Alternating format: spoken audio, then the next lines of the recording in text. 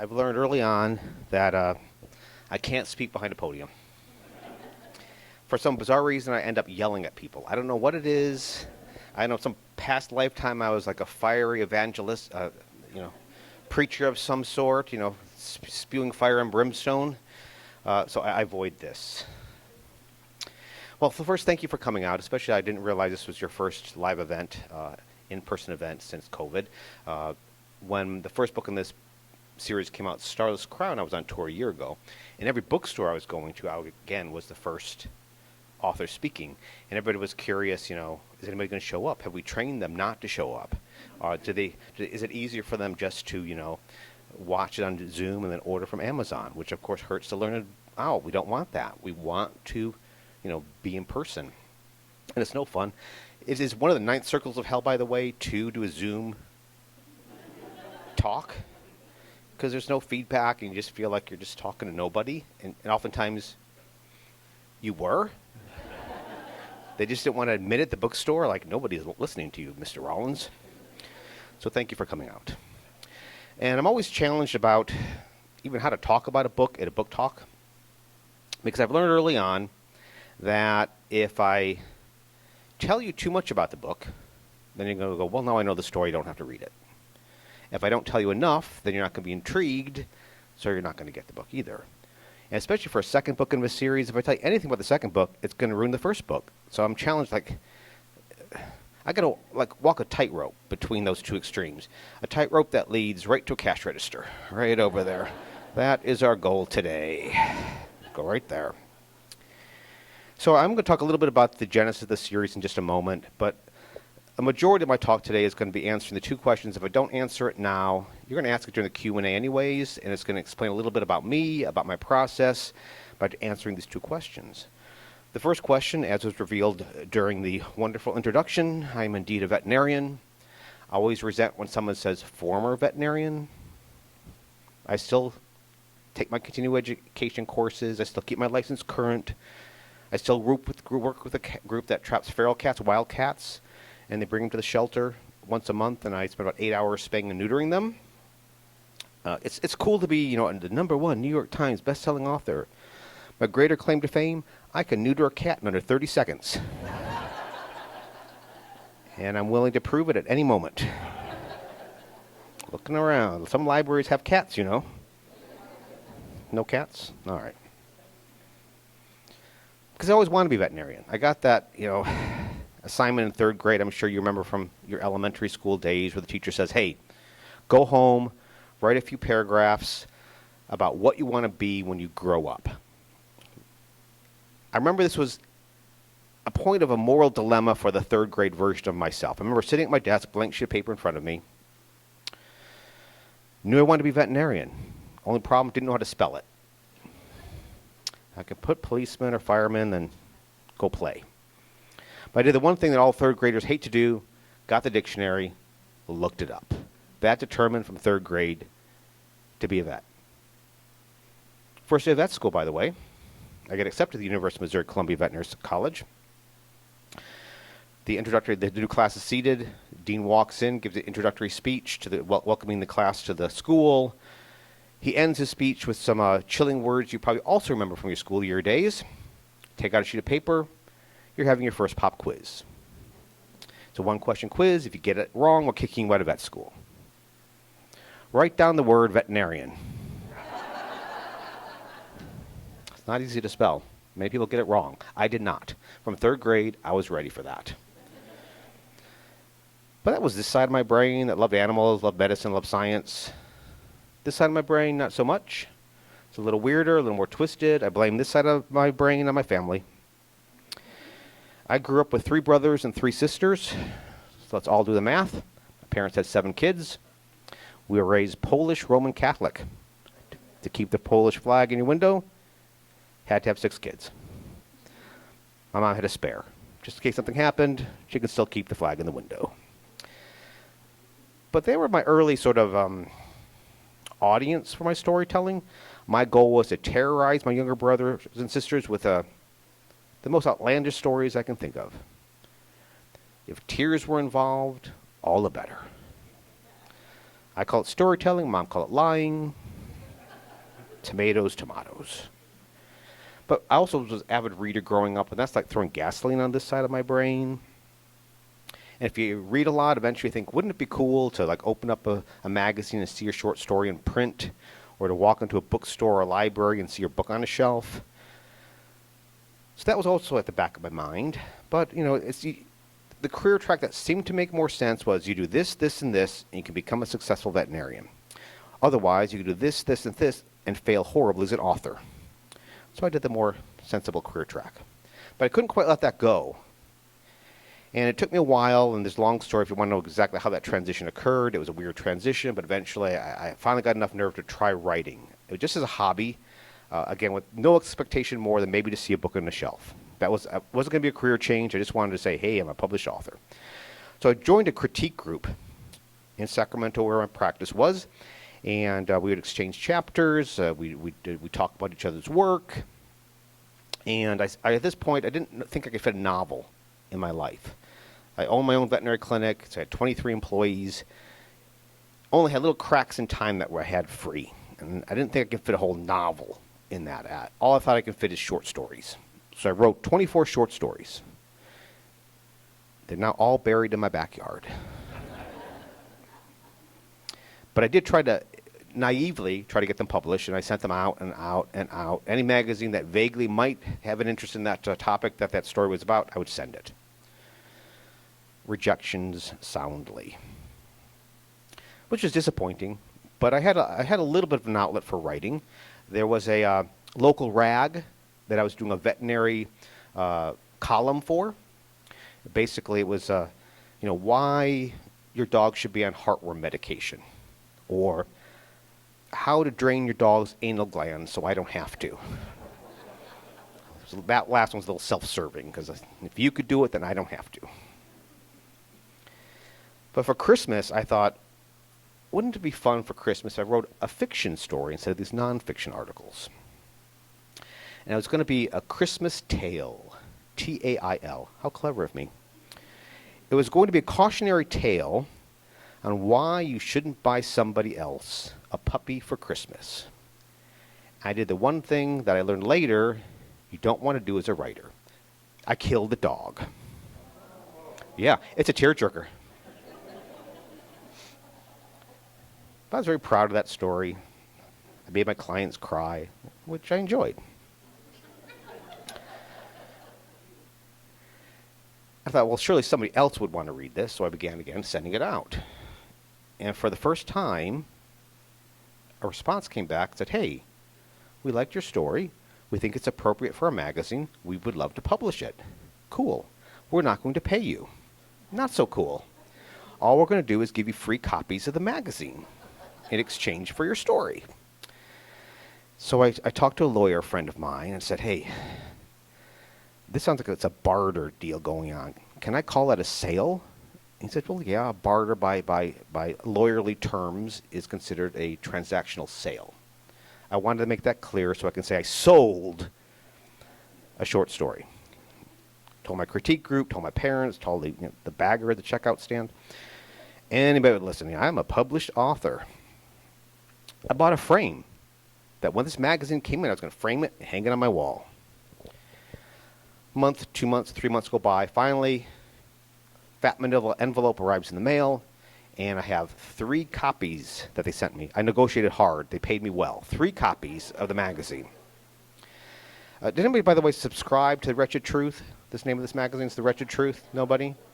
It's sort of a vegan, vegetarian magazine. So this, this cautionary animal rights, don't buy somebody a Christmas puppy. It sort of fit that model, so it, whatever. So, but I'm still, it's published. Cool. Well, I ripped open that manila envelope, shake out those 3 copies. The Wretched Truth is published in a very fine format. It's mimeographed sheets of paper, folded in half, punch holed, and tied with yarn. I framed it. It's hanging in my office right there. Published author. Clearly, on this extreme amount of success, I'm ready to write my novel. So I did. I had this idea for a story. I worked a detailed outline, which I'm going to read to you. The outline for my first story was I'm going to take 5 or 6 characters. I'm going to drop them 2 miles underneath the earth. I'm going to throw in some monsters. I'm going to shake. Based on that detailed outline, I began writing my novel. 8 months later, novel's done. Surely, because I am a published author, I will have no problem selling this. Began sending it out. Rejection after rejection. 47 of them. Then 48. Then 49. They usually were like form letters. They're, "Dear Sir, Ma'am, we hate your book. Don't submit to us again." Occasionally, though, some editor might give you a tiny bit of encouragement. "Jim, I see what you're doing with that one character. Too bad the rest of your novel sucks." But trust me, even that little bit of compliment, you can survive. You could eat a day on that compliment. For example, one agent was kind enough to send me that form rejection letter, but he gave me a little bit of encouragement, handwritten, by the way. It wasn't just a form. He didn't type it. He hand wrote this to me. There's a bit of encouragement. 3 words. "This is unpublishable." Now, well, I have to sort of respect that. Not only did he reject me, but he took the extra special attention to kick me in the nuts besides. So, kudos. So that's all important to my story, because where I'm leading to is towards the question to your other question that if I don't answer it now, you're going to ask, is that normally I'm known as James Rollins to write these staccato paced sort of scientific thrillers. So why fantasy? Why this new series? We're leading to that. "This is unpublishable" got stuck in my head. I became convinced, well, maybe I'm not a thriller writer. Maybe it's not because it was a poorly written novel. Clearly, I just chose the wrong genre. So I better write something else. Now, growing up, as I said, read a lot, not just in one genre. I read everything. I read science fiction, fantasy, horror. I read military thrillers. I read Clive Cussler, Tom Clancy, James Michener. I read anything I could get a hold on, I would read. So I had this idea for a fantasy series. Thought, well, maybe I'm a fantasy writer. So I began writing this fantasy novel while getting these rejections. Now, we need to take you to spring. It's spring. I'm sort of disappointed because at this point, it takes a while, by the way, to get 49 different rejections. So I had half that fantasy novel done by that 49th rejection. And I get a call at 6 o'clock in the morning because apparently the East Coast does not know the West Coast is 3 hours earlier. And it's an agent, and she's telling me, "Hey, Jim, I read your thriller. I liked it. I think I can find a home for it." In the back of my mind, I'm thinking, you're nuts. Because 49 other agents have offered verifiable in writing proof that this is unpublishable. But I'm not going to tell her that. And she asked me this question next. She said, and by the way, they always ask you this. "Cool, Jim, we like that book, but what are you working on now?" And I thought, well, I'm glad you asked that because I haven't been just sitting idle. I'm about halfway through this fantasy novel. I'm very excited about it. I think the series has a lot of potential. And she makes this noise then. Haunts me to this day. "I hate fantasy. I don't like fantasy. I don't know any of the fantasy editors. I don't know any of the fantasy publishers. Stop writing that crap. Write me another thriller." And I'm thinking, I've got rejected by 49 different agents, so there's only one proper answer to this. Yes. I will write you another thriller. I was lying for 3 reasons. Number 1, again, this is unpublishable. It's now stuck in my head. It's ingrained in there. I think she truly is nuts. Why am I listening to her? 2, I've written half this novel. I can physically not stop writing this novel. It will literally break me if I stop writing this book.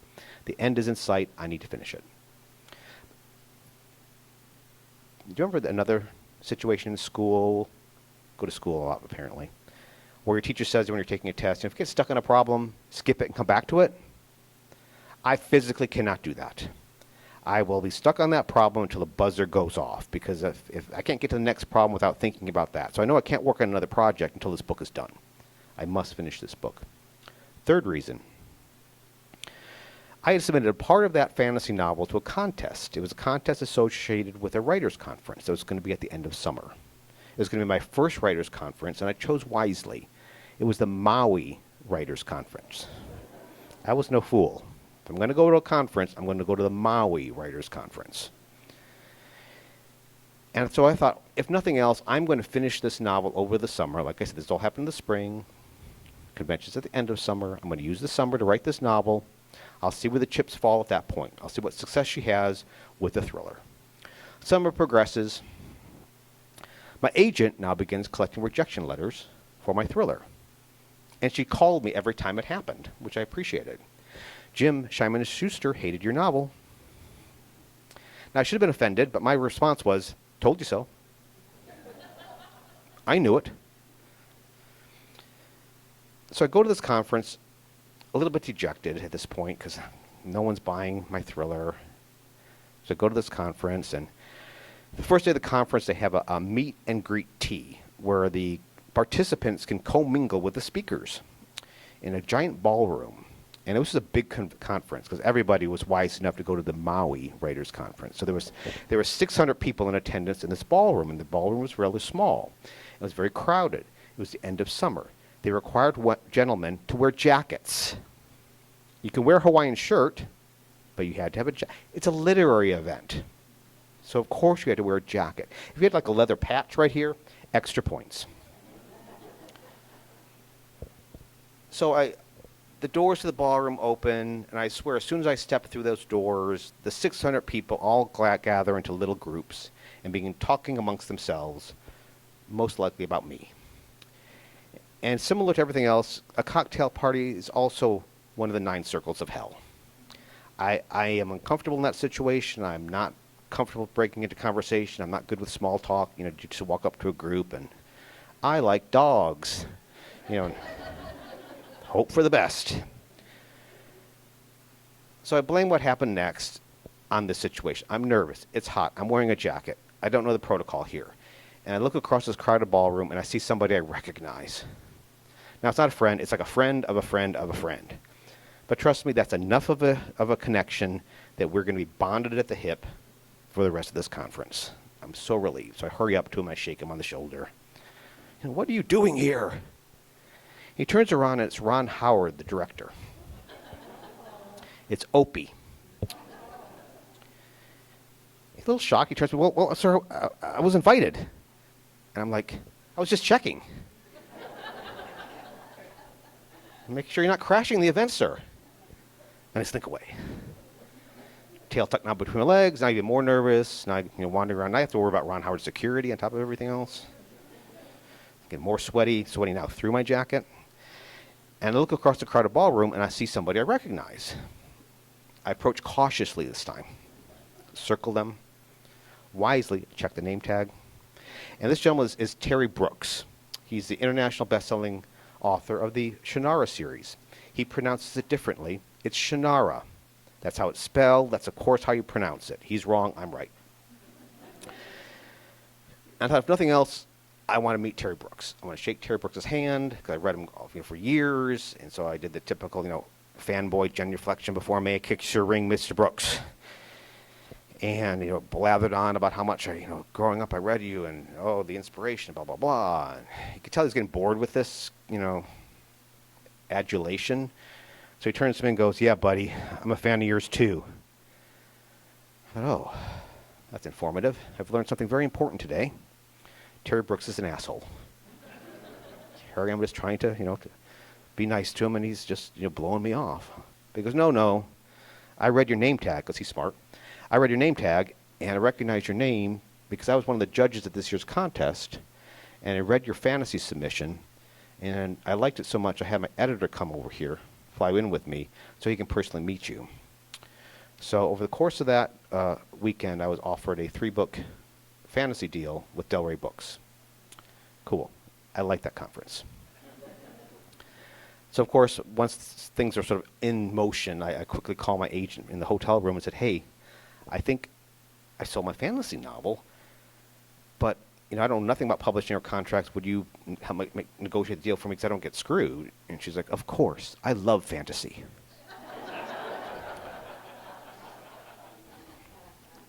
She goes, oh, and by the way, Jim, currently I have 2 publishing houses currently bidding for Subterranean, your first thriller. So I basically flew into Maui, unpublished, out of Maui, 2 different genres, 2 different publishers. Life got really confusing for a while. So unbeknownst, well, not, it's a poorly kept secret. Early in my career, I was doing 2 series. I was doing a thriller series for HarperCollins and a fantasy series for Del Rey Books. I was doing 2 books a year, a fantasy and a thriller, and I liked that. I found out when I was doing it that it was sort of fun switching genres. They're 2 different beasts. The staccato-paced thriller requires a certain writerly tool. Fantasies require world building and an entirely sort of different set of tools to do well. I liked switching between those 2. But as time went on, though, over that past decade, there's a hiccup in publishing, and James Clemens, my fantasy pen name, sort of got subsumed by James Rollins, the thriller writer. So James Clemens sort of faded into the word work, and that's a long story on that too, but if you want to, you can ask me why. And I continued to do 2 books, but now there were a thriller and then something else. I did a middle school series. I did I co-wrote a sort of gothic story about vampires in the Vatican, because there are.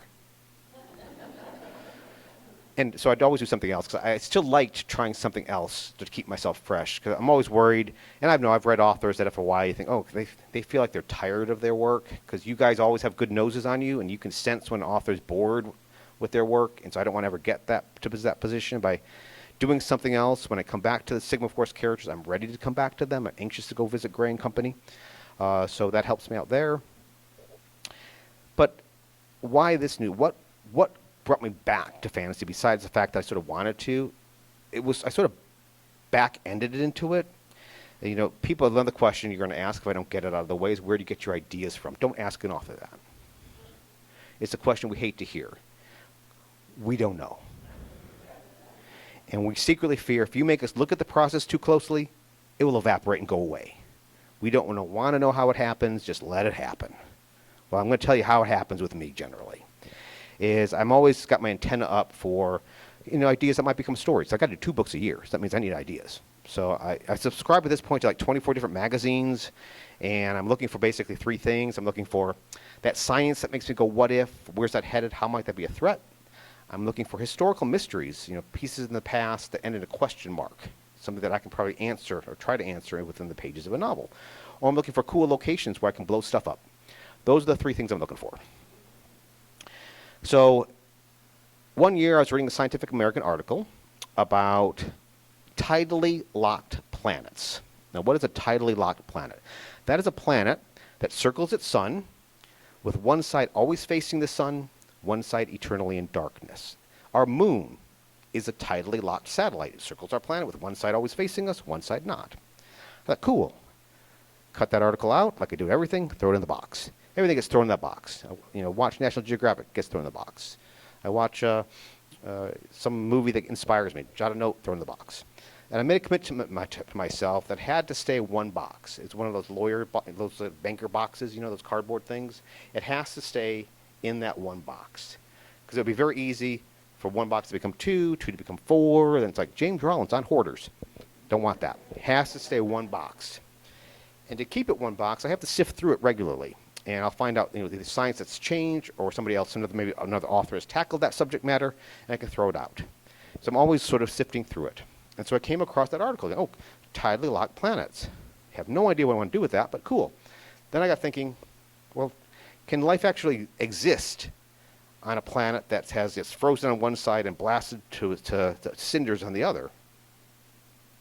Over the course of my many books, I've gathered a group of scientists that were willing to talk to me, which, by the way, when you're an author, scientists love to talk to you.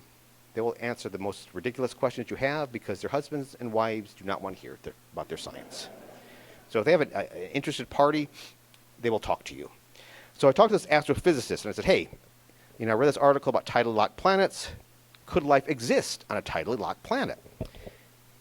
And he thought about it for a while and he said, yeah, probably so. Because of the thermodynamics of that planet, some of the hot air is going to go to the cold side, some of the cold air is going to go to the hot side. There's going to be like a pump that's going to occur. And probably between those extremes, there's going to be a livable area. So life could potentially survive in that area. I thought, cool. Wrote that down, threw it in the box. Life went on for a while. Next time I'm sifting through the box, oh, there's that file again. Life could be on that planet, but what would life look like on that planet? Now, being a veterinarian, I love playing with the whole biological toolbox of building creatures. So I thought, well, let me see if I can't figure out how life might evolve or what strange creatures might develop in a planet of those extremes. So I began to sort of figure it out myself, talk to a biologist, talk to a xenobiologist even. Those are scientists that look at what life might look like on alien planets. Got his input. Added all that to the box, threw it in there. Went on with my life. Came back.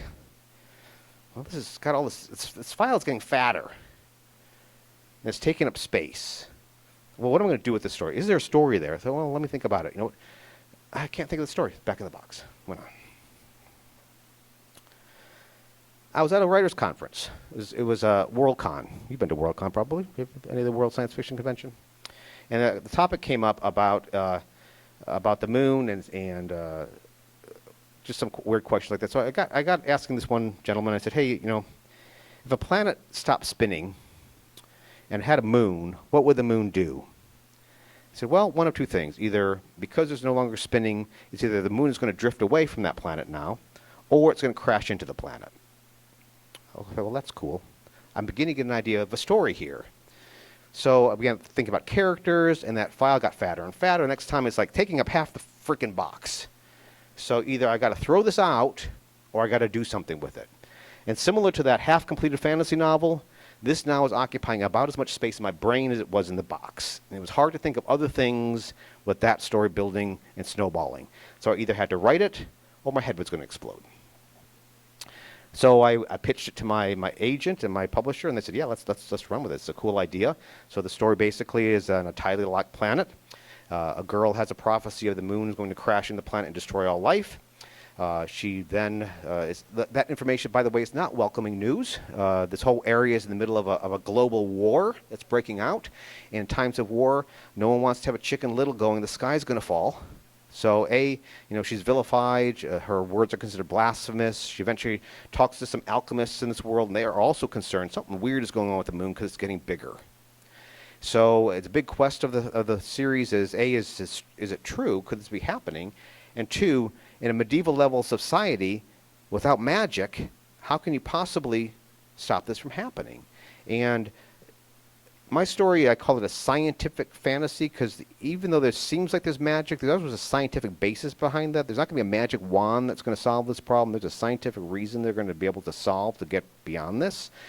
Even in the pages of these novels, if you flip through it, you're going to see sort of biological sketches, almost like you might see in an old naturalist log. That came about because, I tried to draw them initially. I doodle my books, and you'll know why that was not a possibility. And I will doodle your books here today, and you'll know, oh, thank goodness you didn't draw those creatures.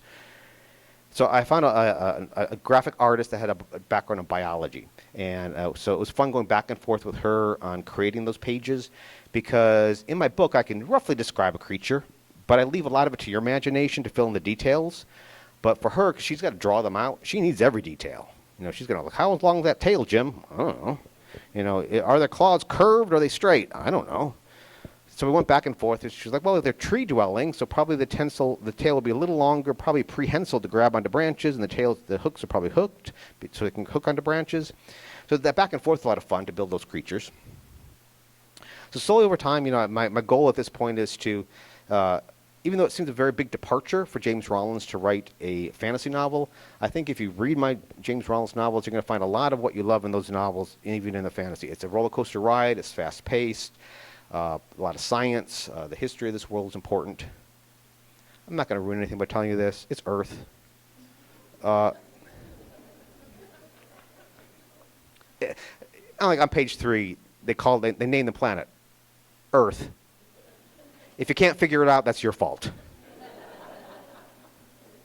So there's, again, a lot of history involved, like how could this, what happened to our planet? Is this the past? Is this the present? How come this is going on?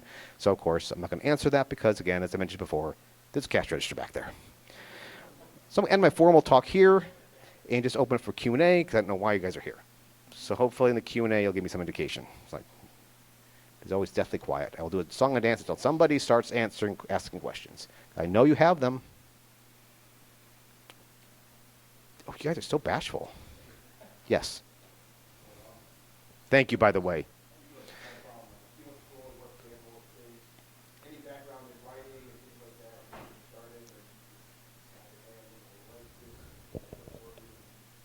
I have had no formal training in writing. My career track was veterinary medicine.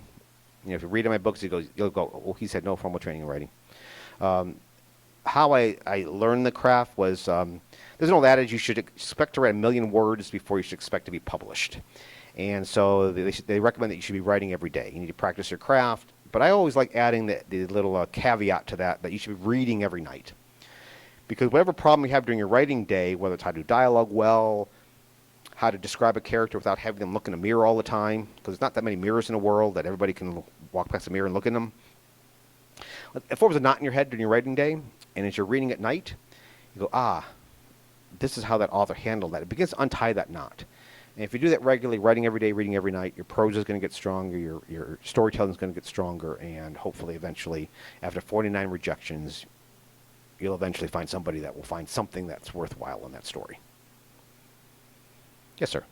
I know you said you're a big reader and you've read a lot of fantasy. When I was reading the Cradle of Ice, it reminded me of like the Mist from Armies.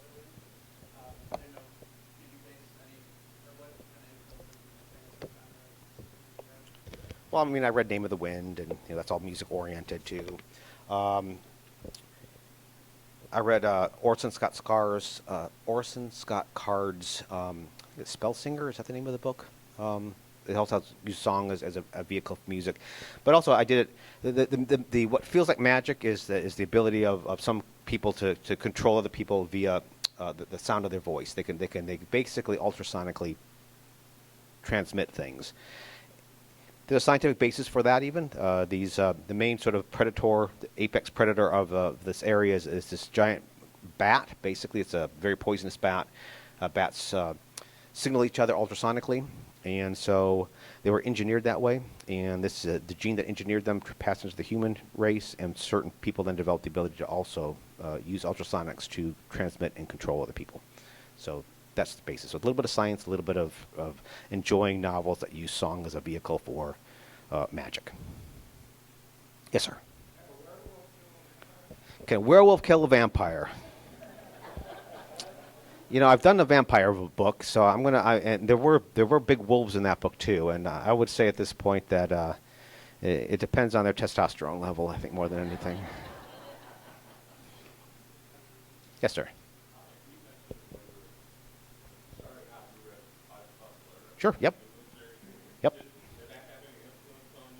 Oh yeah, huge. I mean, if you read in my Sigma novels, they're very Clive Cussler-esque. You know, they're big global threats. They're James Bond on steroid type of stories, which I always loved reading. One of the greatest honors of my career was first getting a blurb from Clive Cussler. Number 2 was being able to actually meet Clive Cussler. We've gone to SEAL bases together. I've gone with him to cruise a Navy nuclear sub. I got to interview him on stage, and just by happenstance, a bit of serendipity, the neighbor of my parents was high school friends with Clive Cussler. I did not realize this until years after I was already writing. He said, "Oh yeah, Clive, I know Clive." I'm like, "Sure you know Clive, right?" No, we went to high school together." "Sure you went to high school together." "Oh no, we hung out together." "Sure you hung out together." "Oh no, we had all sorts of mischief and we did horrible things." "Oh really?" "I'm interviewing Clive at Thriller Fest. Tell me what you did." And he did. So at that convention, I'm sitting there with Clive's across from me, and I'm just asking the typical softball questions to him. And then I'm asking him questions that clearly from his high school. It's like, do you remember that time where you blew up that one toilet in the one bathroom? And it's just like, how did you know all that? Well, Clive, I'm known for my research. I traveled to your hometown. I dug up your old teachers and queried them. So, yeah, Clive was a big influence on me. At the back. Shannara. Just- It's whatever you think her name is pronounced is the correct.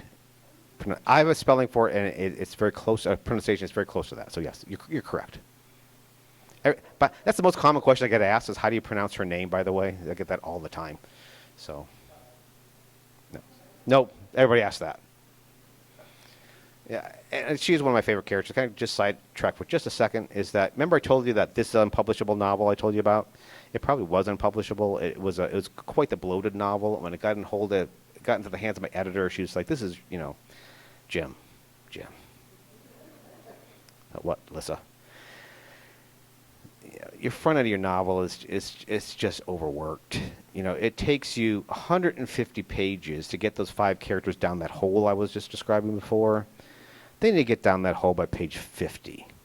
You need to cut 100 pages out of the front of your novel. And to me, how could I possibly? They're all golden words. There's no way I can cut anything, but I wanted to get published, so I did. So, I began trimming, thinking she wasn't that serious. She was just like a suggestion. So, in trimmed, I got them down the page by 100. I dug deep, Lissa, dug deep. They're in the hole by page 100. She said, I said 50. She's insane, but oh wait. So trim.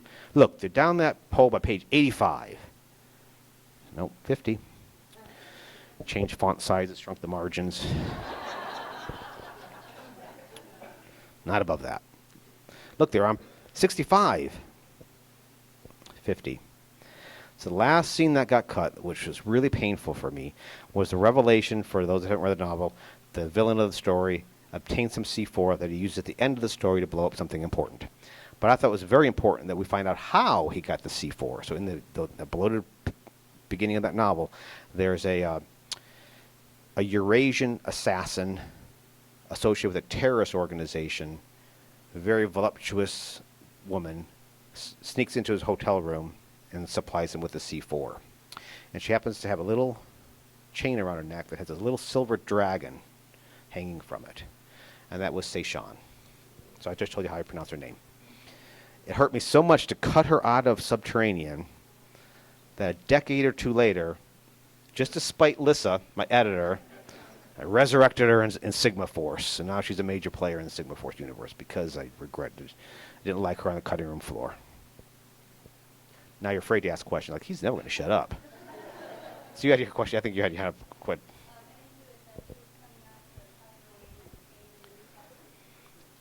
Thank you for asking.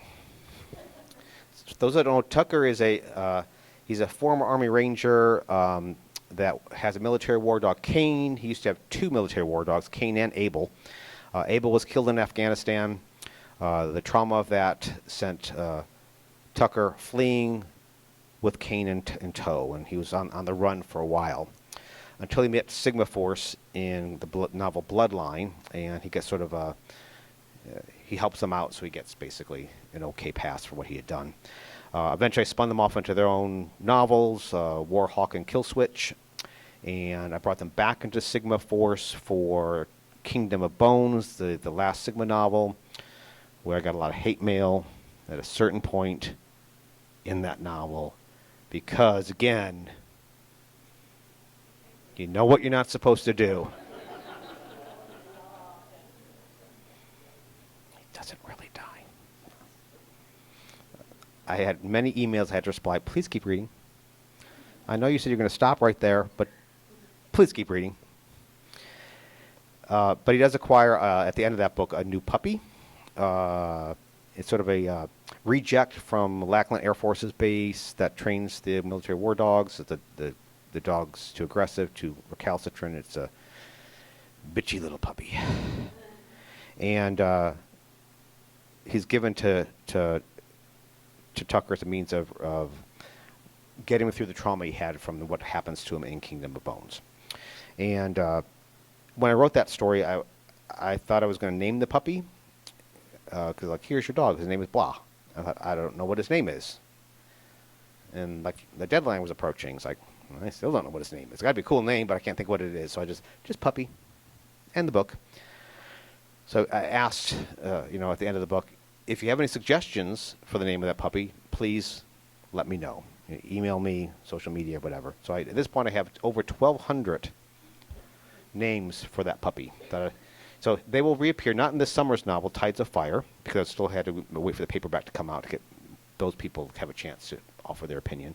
But they will be in the book I'm writing right now, which is the 2024 Sigma novel. So they will be back with the puppy.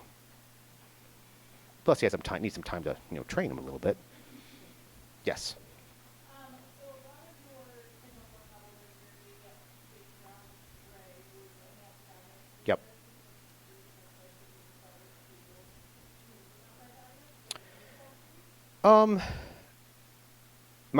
Remember I was telling you I wrote series before in fantasy. So my first 5-book fantasy also featured a female primary character. The second series that was interrupted for many reasons featured a male protagonist, main protagonist. I mean, obviously I do ensemble cast, so there's a bunch of different characters in both of those series. And so when I was coming back here, it felt like I was ready to go back to having a female lead. So nothing more than that, really. Yes. The Hollywood options a lot of stuff, and my stuff has been optioned here and there, and usually the options get returned to you. An option basically is they'll buy your rights for a certain chunk of time, and when that chunk of time expires, the rights return to you. I like that because they pay you, and you don't have to give the money back. All for it. But it's always disappointing when nothing comes through, so I've been burnt a lot in that regard. Subterranean, this is unpublished novel, was picked up by NBC for a NBC miniseries.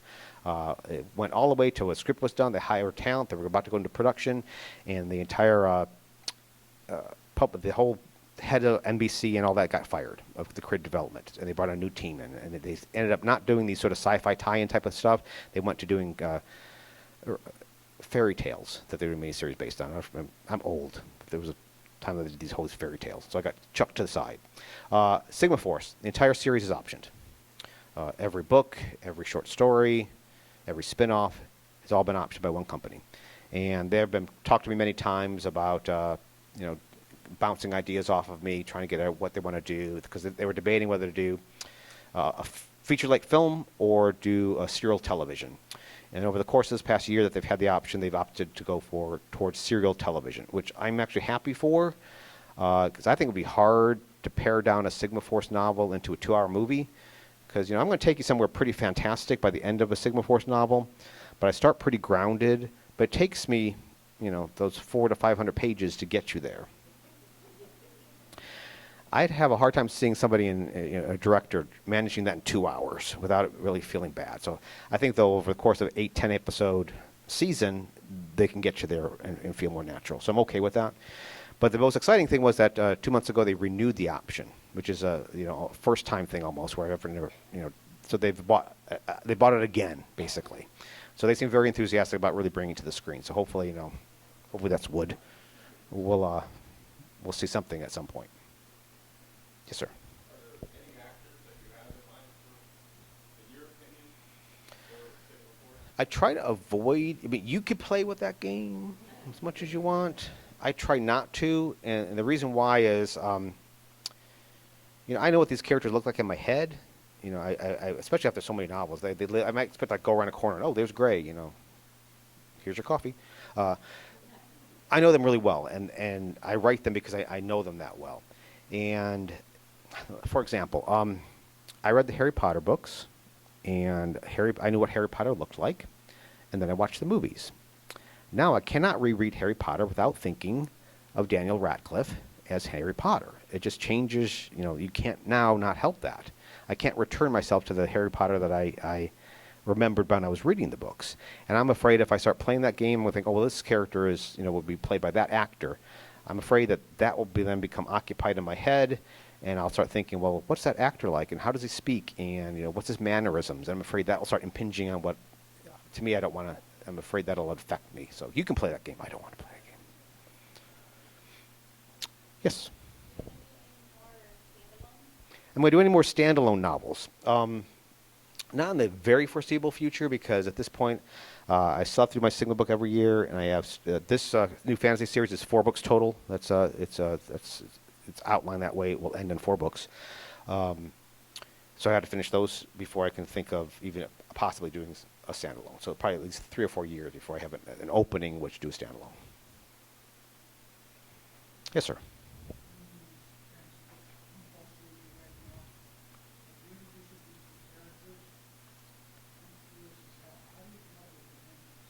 How do I come up with the names? Probably like 80% of it is, or about 20% of it is just trying to feel a name that feels right for that character.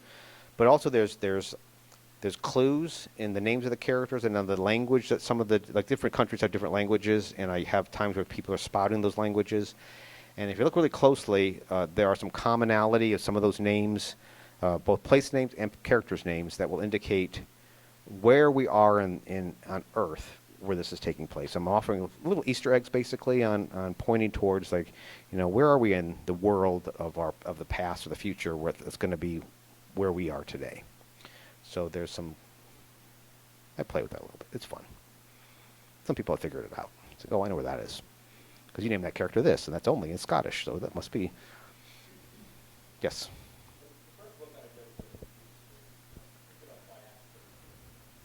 Thank you.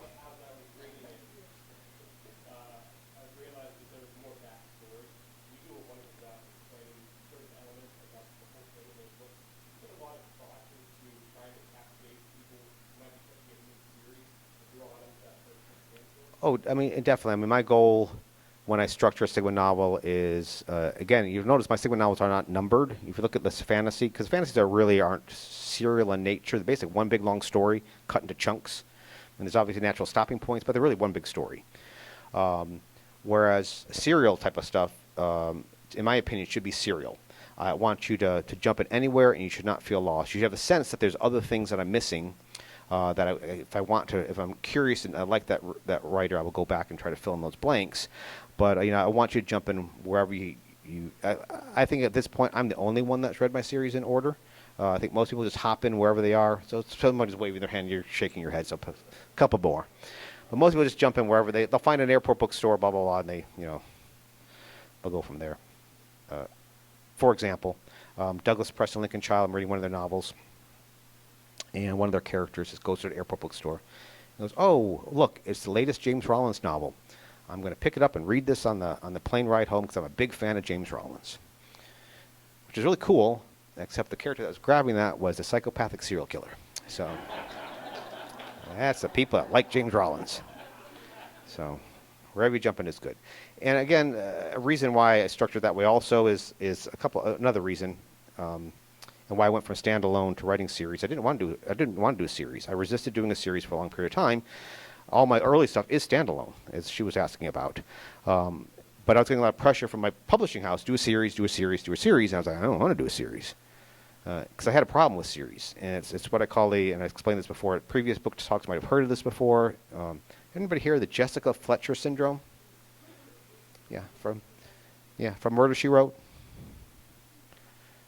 This old woman from Cabot Cove, always stumbling over dead bodies. I've never stumbled over a dead body. You begin to wonder what's wrong with that woman. And your suspension of disbelief becomes strained. The only resolution should have been the final episode with the revelation that Jessica Fletcher has been a serial killer. And she's been framing people all along to cover her tracks. Then it would make sense. It's also hard to maintain jeopardy in a series character, because if you hold a gun against Jessica Fletcher's head, as much as you're praying that the trigger gets pulled, it does not, because she's in next week's episode. So it's there's no real threat with that gun held against her. So I didn't really want to do the series, but then I got the idea from running Sandstorm. I didn't write Sandstorm as the launch pad for a series. I wrote Sandstorm because that was a standalone, but I introduced Sigma Force in that with Painter Crow as a field agent, and I got the idea, well, wouldn't it be cool to do a series based on a group of characters rather than an individual? So the jeopardy can come from many different directions. Everybody's in danger because I could knock off major people, which I have, and they can always recruit new members to fill those gaps. And also allows me to shift the spotlight between different characters. Like, maybe say Sean's going to be more prominent in this one. Oh, this book's about Neanderthals. Therefore, Kowalski's going to be more prominent in that one. So it's all, allows me to play with that a little bit more. Yes, sir. Building off of that, I appreciate the input from the character.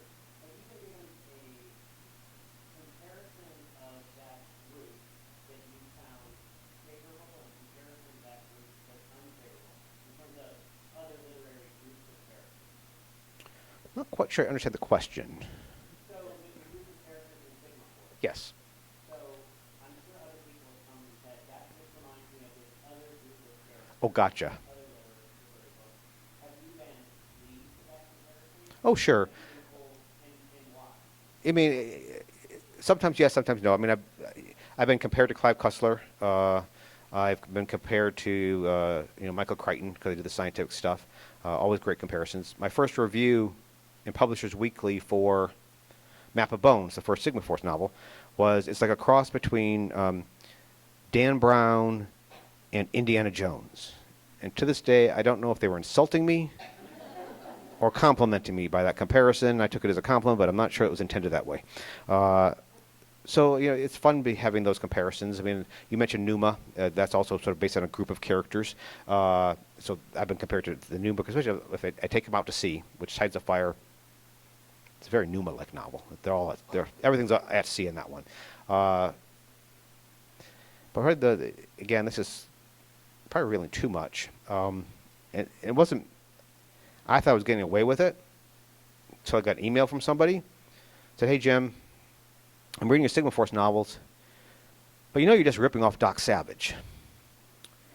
Doc Savage was a series written in the 30s and 40s that were reprinted as Bandom paperbacks in the 70s. And I look around, and I got 181 Doc Savage novels on my shelf. So I get compared to them because those are very scientific thrillers too, and it's probably because one of Doc's team members is a character named Monk, and so just to tip my hat towards, I really am stealing Doc Savage. I'm bringing Monk into this group, so there's a character named Monk in Sigma Force I'm pulling from Doc Savage. Even the description of the two is somewhat the same. Yes, I'm surprised anybody's still asking questions. It's like, oh my God, he's never going to shut up. Yes, sir. Was it you came up with the idea of teaming up with Rebecca Cantrell, or was it her idea? So Rebecca Cantrell, she co-wrote the Vatican's of the Vampire story with me. And it came about because I had this idea for Vampires in the Vatican. It came about because I saw a painting of Rembrandt's painting of the Raising of Lazarus at a museum in L.A., and I was really intrigued by it, and I thought, well, that looks very vampiric, the way, he's raising from his coffin, and, Christ is raising over, and like, oh, boy, that looks very vampiric. And so I'm talking to this curator. I kept coming back to that painting, by the way, and kept studying, and something there's something there. I don't know what it is. And this curator comes up to me, and he goes, "You know what? Are you going to steal this painting? Because you keep coming back to it." No, I'm just curious about this painting. So, there's actually 3 versions of this painting. There's one here, and he did this 3 times. And so I'm telling my theory about, this looks very vampiric. He said, well, it's funny that you should say that, because in one of the editions, if you look very closely, there's blood dribbling from Lazarus' mouth. So clearly, Lazarus was a vampire. And Rembrandt was telling me this. And so then I got, again, raised Polish Roman Catholic. I know a lot about, so I started studying the weird relationship between, some of the mythology of vampirism and some of the mores and the ways the Catholic Church functions. There's some weird overlap. And so I began idea box, snowballing, building bigger and bigger. I thought, this is really cool. I want to write the story. I tried writing the story. It was not coming out the way I wanted it to. Whenever I have a story, it's like a shiny penny in their head, and your goal is to try to write that shiny penny. No one ever gets quite there, but you try to get as close as you can. I wasn't getting close. And so I thought, this needs like a gothic quality that for some reason I just can't do. I can't do that. It's not working for me. Now, tangentially. I eventually went back to the Maui Writers Conference as a speaker. Now I was actually teaching a class of writing at the Maui Writers Conference. As one of their, look, he had a success. And so I taught it twice, and 1 year was like, everybody was brilliant. And Rebecca Cantrell was in that group. This was before she was published. Eventually she got published. I gave her first blurb, loved her work, and she wrote a mystery series, award-winning mystery series set between World War I and World War II. What's great about her writing is that with an economy of words, she's able to really paint a picture without being overly verbose or purple about it. And I really was impressed with that talent. And so I was reading her latest Hannah Vocal novel while I was thinking, I don't know what I'm doing here. And so, again, as I mentioned before about writing every day, reading every night, this is a problem. I'm reading her and go, there's the answer. Still can't do it. I know who can. Called Rebecca. Rebecca, remember me? Sure. And she goes, would you want to co-write a project with me? And she goes, well, sure, that'd be exciting. What's it about, Jim? It's about vampires. No. Never. I will never write a vampire novel. Well, it's not really a vampire novel. Let me explain it. And so I laid out the whole history. And so then we began to say, that's cool. So we then agreed to work on it together. So that's how it came about. So, by the way, the other person of the 12 people that were in that class, there was one other very successful writer. You ever read Mark Graney? He did the Gray Man series that became a Netflix series. He was in that class too. Not that I could teach him anything. I'd like write stuff and go, get out of here, buddy. You know what you're doing. Go get your Netflix special. Yes.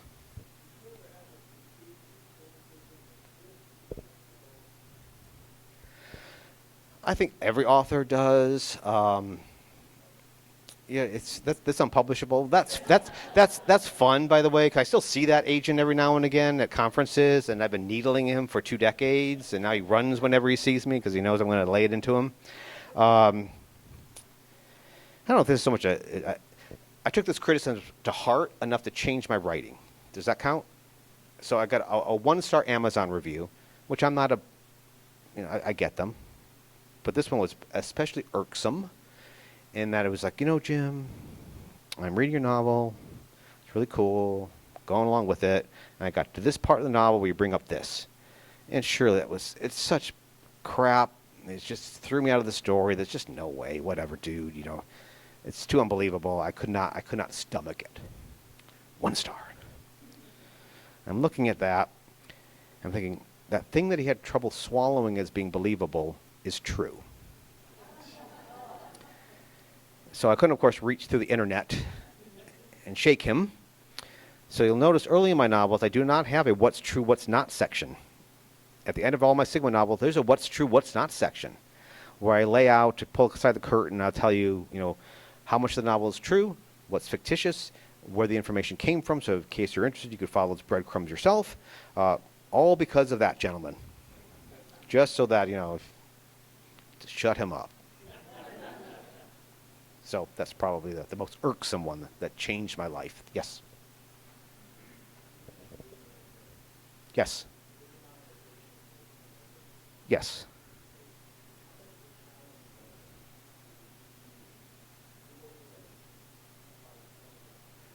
So again, one of the books I did was one of the other books for that year was I was invited by Steven Spielberg to do the novelization to the 4th Indiana Jones movie. How can you say no? Number 1, to Steven Spielberg. No, I'm not interested. 2, huge Raiders. I'm a huge indie fan to begin with. I remember when Raiders came out, I was one of those weird kids that had to see the movie the first day, first showing. Doesn't matter. I'm going to skip school. I'm going to see it the first day. Did that with Alien, by the way. And at this point, I had to sneak in and fake my age to get into it. This was my first R-rated picture. And I couldn't get into the first one because I had school, so I got into the second showing. I'm waiting for the second showing to begin, and this woman comes flying out of the lobby and vomits all over the lobby. I'm thinking, what am I getting into?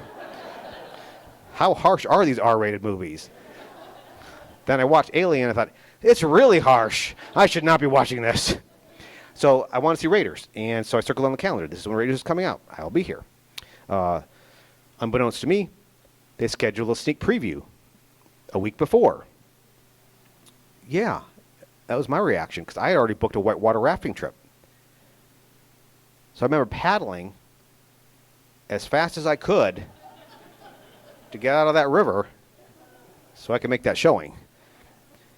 And it was so close, I had to go right from the river to the theater. I was soaking wet, which, by the way, is not a bad way to see Raiders. It's like almost a three-dimensional, multi-sensory experience to be soaking wet while watching Raiders. I just feel sorry for whoever got the seat after me. He really liked that movie. So when I got that call, of course I want to do that. But it's like reverse engineering from script to novel. It's like reverse engineering a book because when they take a novel, as I mentioned before, and pare it down into a movie, a lot ends up on the cutting room floor. You have to cut a lot out of a book to make it into a 2-hour movie. To run it in reverse, you have to add a lot to that. So that was a lot of fun to play with. I have a whole opening scene in that book that I wrote where we find out how Indiana Jones ended up in the trunk of that car. Because they never really explained that, how he got captured. Because normally he's very good at not getting captured, but they never explained how he got captured. So in my book, I made up how he got captured. And I got to add a bunch of other scenes. Also, when you're writing a novel, what you see on scripts is all, there's very little internal monologue. It's all basically what they're saying and what they're doing to elaborate their character. But when you're writing, you have to write as though you're in their head at the time. So I got to explain what Indy's thinking or any of the other characters that we pop into and what they're thinking. So it was a challenge, but it was also fun to do. But what I did learn early on is it's better to ask for forgiveness than permission. Because it seemed like whenever I would query them about, can I do this, the answer was uniformly no. So I decided I was just going to write it, and they'll tell me what not to do. And so I wrote it, and they only had one note to me afterwards, which was much easier. And that note was, again, I'm not ruining anything, that Indiana Jones' father has died between the third and fourth movie. We know that because there's a picture of him, and Indy looks sad. So, but they never explained how his father died in that fourth movie, which I thought if I'm writing that scene, I'm in his head, and he's thinking about the death of his father, I got to know how his father died because that's going to influence how he's going to be thinking about that. Was it a tragic death? Was it a mysterious death? Did he just die fireside reading a book? However he died was going to influence how he was going to react. So I wrote it one way and sort of explained how his father died. And they said, don't do that. I said, okay. But, I'm in his head, and I got to sort of figure out how he react. I'm trying to explain. They said, well, we get it, but, we might want a whole movie based upon how his father dies. So we left it specifically blank so that we can spin off another version where he's got to go after it, find out his father was murdered, and now we must find out who did it. So again, that was about the only time they had to correct something. So it was fun to do. Yes. One more question. One more. He's chasing me off. He's getting the hook. So you're the last question. Better be a good one.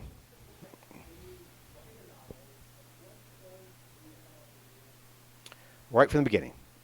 I don't outline in great detail. I know the beginning. I know the end. I know a few tent poles that are going to hold up the story, but I don't know how A connects to B, connects to C. To me, one of the joys of writing is that discovery in between those spaces and figuring out where the characters are taking the story, where the plot's going to twist unexpectedly. If I knew the story too well, and some authors outline in great detail, Jeffrey Deaver is notorious for writing like a 200-page outline, and then he just throws in dialogue, and he's done. Whereas other writers, right from the seat of their pants, they don't know anything about the story. They just sit down there and let it flow. And I've been in writing conferences where there's a panel where they're talking about whether you should outline or not, and this side is outliners, and this side is the seat of the pantsers.